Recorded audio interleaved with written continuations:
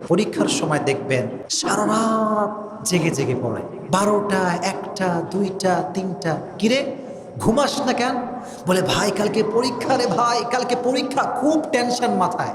একটি প্রশ্ন আমাদেরকে সবাই করে, হুজুর how can we get the good result in examination? কেমন করে পরীক্ষায় ভালো ফলাফল করব? এই প্রশ্ন সকলের মাঝে আছে না নাই?